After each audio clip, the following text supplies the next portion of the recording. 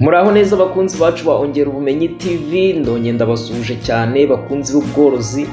Muri iki kiganiro tuje kuvuga, tuje kubasobanurira, tuje kuganira ku ingingo ikomeye cyane, ingingo ari nayo banga ry'intsinzi muri business y'inkwavu. Ikindi cy'ingenzi noneho haramutse hari nk'abantu bifuza ko twajya tubamamariza, hari nk'abantu baramutse bifuza ko twajya tubatangira amatangazo runaka bashaka kumenyesha nk'ibintu bigiye bitandukanye, yaba mu Rwanda, yaba mu Burundi, muri Uganda, muri Tanzania, muri Kenya ndetse no mu bindi bihugu bigiye bitandukanye ku isi, twabikora twajya tubamamariza tukabashyirira kuri YouTube channel zacu, ubundi bikagenda neza.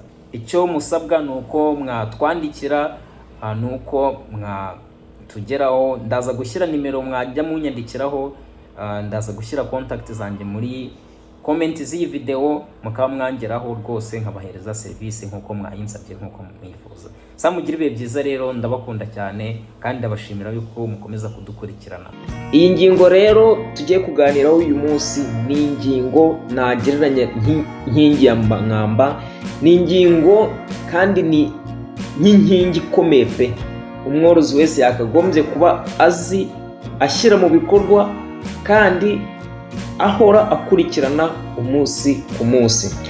Ni kenshi uzasanga umworozi w'inkwavu cyangwa se n'ubundi bworozi busanzwe akora uko abasha kugira ngo agire icyo yunguka, agire icyo yimarira mu bworozi bwiwe, ariko bikarangira byanze. Nta kintu atakoze, uko atekereza yumva ko buri hamwe hose yahageze, buri kimwe cyose gishoboka yagikoze, ariko mu by'ukuri ugasanga hari ikintu kibanze yibagiwe, ari nacyo ngiye kugusobanurira, ari nacyo ngiye kukuganizaho muri iyi topic cyangwa se muri iyi nsanganyamatsiko y'uyu munsi, ariyo dufite ibanga ry'intsinzi mu bworozi cyangwa se muri business yawe y'inkwavu. Ujya gusanga ugasanga umworozi w'inkwavu yoroye inkwavu kuva ku rukwavu rumwe kugeza ku inkwavu 10 arabishoboye, ariko kuva ku inkwavu 10 cyangwa kugera kuri 20 cyangwa se no kuva kuri 20 uzamuka ngo ugere ku nkwavu zigeze nk'ijana, 200 cyangwa se n'igihumbi, yewe dore yuko binashoboka n'ibihumbi 10 ndetse kuba yazorora, ugasanga byo ni ikibazo kimukomereye.